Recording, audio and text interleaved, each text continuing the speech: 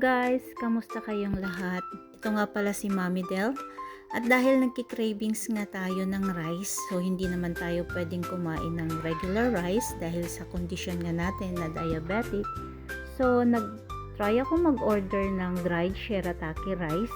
So ito nga, dumating na siya. Tingnan nga natin kung sakto siya sa timbang. Ayan, 509. So sakto nga talaga siya sa timbang. Kasi 500 grams lang naman ang in-order ko. So ayan, masaya na ako. Makikraving satisfied na ako.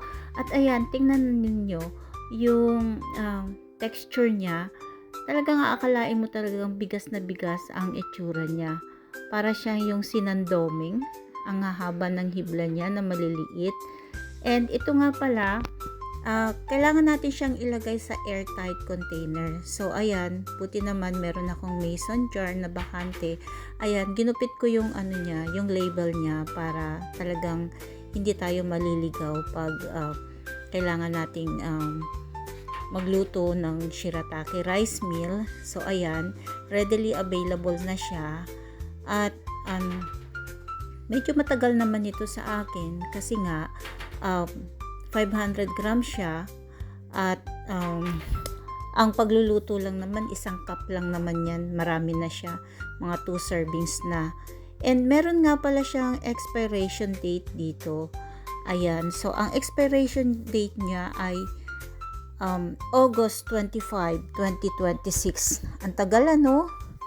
So kaya dapat talaga ilalagay natin siya sa airtight container para hindi siya pasukin ng insekto, ganun, mabukbok siya, ganun. So, maganda talaga na nasa airtight container siya. So, ayan, since 500 grams lang naman yan, siguro naman hindi aabutin ng January sa akin yan kasi minsan, isang beses sa isang linggo, nagkikrave ako ng rice, like sinangag or lugaw, yung mga ganon, o kaya yung chowpan, yan, ganon.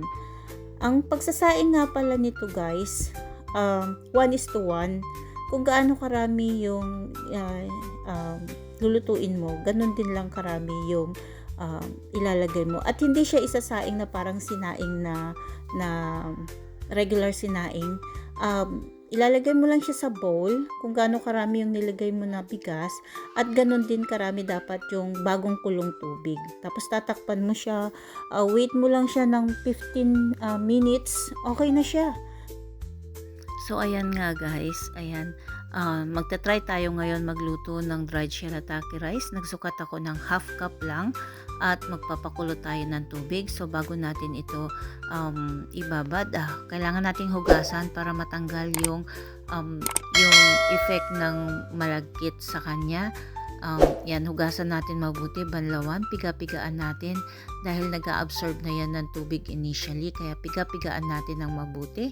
Ayan, pagkatapos isalin natin sa isang bowl, pagkapiga-piga natin, and then ayan, hintayin lang natin na matapos yung pagkulo ng tubig at pagkatapos magsukat tayo ng dapat half cup din ang ilalagay natin, pero dahil nabasanan ito initially, nag-absorb na ng tubig, binawasan ko yung half cup, parang 3/4 na lang ng half cup yan yung nilagay ko, at ibuhos natin evenly sa ating dried shirataki rice.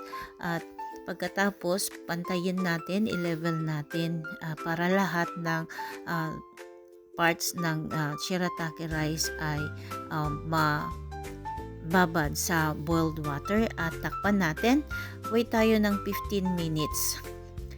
Ayan, so 15 minutes na, check natin, ayan, kita naman ninyo, kanin na ang shirataki rice natin. Ready na yan sa kung ano man ang itoppings ninyo or ihalo ninyo as bilang ulam, partner ng dried shirataki rice.